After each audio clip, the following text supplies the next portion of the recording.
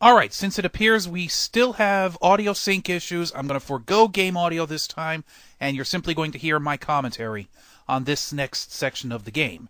We are now at the base of Death Mountain. We've gotten through Death Mountain completely, and we're now ready to retrieve the hammer, which is one of the crucial items in the game. Actually, all the items in this game are crucial. There's no real optional items here, except maybe one or two, but I'm going to get those anyway. Anyway, this section of the map appears to be based somewhat on the original Zelda map. You see, we are right now standing on Spectacle Rock, which was the location of Ganon's lair in the original Zelda game. And you see over there we have a cemetery, a forest, a lake, possibly Lake Hylia, and a lot of stuff. Basically, the same locations they were if you were to overlay this part of the map over the original Zelda map. You'd see it looks very similar. I don't know if that's what they were going for, but that is what they have. Anyway, you see we have a cave here as a hole in the ground with where one of the rocks of Spectacle Rock should be. We're going to go in there. And in here, this is the cave where the hammer is waiting for us. But to get through it, we have to get through a whole bunch of these guys. Red Darias. And it's a real trick to get through these guys. I don't recommend going here unless your attack level is at least at level 4. And I'm going to go ahead and increase my life. I wanted to wait on that, but I needed that just then. And we have a louder. Okay, we have 2 louders. And an Ache Man over here. And, again, if you let the Ache Man go for a while, he'll throw fire at you, which you can't block with your shield. But they're not too hard. Anyway, on to the next section. I may as well go ahead and turn on my shield again, because we've got more Darias to deal with. Fortunately, the orange one, who don't throw their sword at you. Or their mace, I should say. Or axe. No, it's really an axe. There's. And they go down after only 3 hits. Now, this elevator here goes down, but I'm going to go over this direction for the free experience, more or less free experience.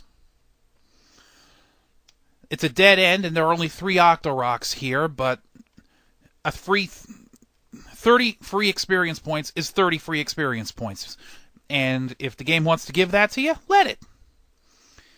So now, you take the elevator down. Turn on the shield, because we're going to have another Red Daria attack right about here. See? 2. And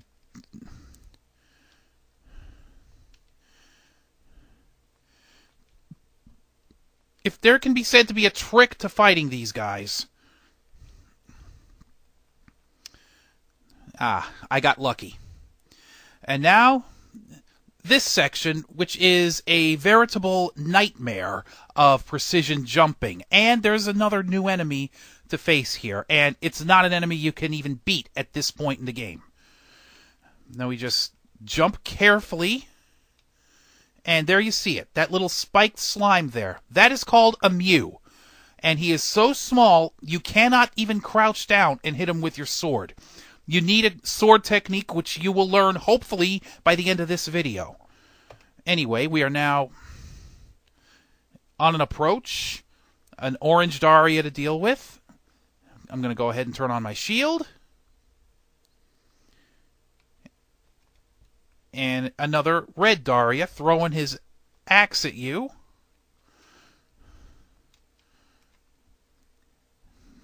And there's the hammer. That's what we came down here for. And now that that's all taken care of, we can leave. Which is what I'm going to do. But first, the hardest part of leaving is, of course, this section. You have to go through this a second time. And right there, you see? I can bend down, and I can't hit that Mew with my sword. Just to prove to you. And if he hits you, you can bounce back. You'll almost certainly bounce back into the lava if you let him touch you. So, don't let it happen. And you know what? I'm going to go ahead and... No, I'm not. On second thought, I was just going to go over that way. There's just another red Daria and some Octorocks there for free experience. Nothing really I need to deal with. So let's just get out of here. The Aikmen return if you come back this way, but all the Darias you killed stay dead until you leave. And leave is what we shall do. Now then, the rock you see to the immediate left of the cave you just exited, you stand next to that and hit the A button. And that destroys it, and now you just stand on the rubble, and you'll take a fall into a hidden cave. And right to you, next to you in this cave is a magic container. You now have 6 blocks of magic power. So now, let's get out of here. Preferably, not going back into the cave we've already been. One little piece of advice. Don't go into the cemetery over here. The enemies you fight there are red Darias you'll have to fight there. And that's not fun anytime. Anyway, let's go in here and some more precision jumping to deal with, as well as Octoroks, who will do their darndest to knock you into the lava with their projectiles. You know, sometimes I wonder what those things the Octoroks shoot are made of. And then I think, maybe I don't even want to know. Maybe it's just a, hardened kidney stone or something. It's really disgusting. Anyway, we're now through Death Mountain completely. All we have to do is hug the coastline, as you see here, enter this cave here, and it's a warp cave. It takes you right here to this section and this bridge, and this little trip through the desert. And that bridge will... Well, you'll see what that bridge does as soon as I get out of here. If I get out of here. I'm not even going to bother with that. I'm going to go ahead and refill my life. So go ahead. And here we go. Red Moblin to start things off. That's not too hard. But then we have a blue Moblin. And a louder just to mess you up. So that wasn't so bad, right? You're thinking, well, that's okay. Well, guess what? There's another section of bridge to face. And you got to deal with these bubbles. And a red Daria. How nice. As if there weren't enough of these guys in the Hammer Cave. You got to deal with one more. While bubbles are trying to eat away at you even. Give me a break. Anyway, you get through this. And you head down now into the desert, where we have a 1-up doll. Very handy. So now head back up to the road. Again, don't go into the cemetery. You don't want any part of that.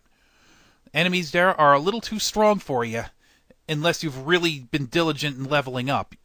I wouldn't recommend fighting any graveyard battles unless you're at least 6 in every attribute.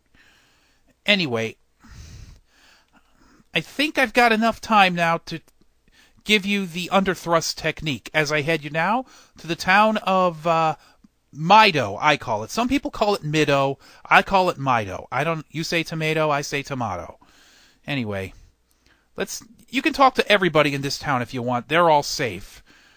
But some of them they don't know nothing. Anyway, I'm going to go ahead and turn on my jump spell in this section. And this is why.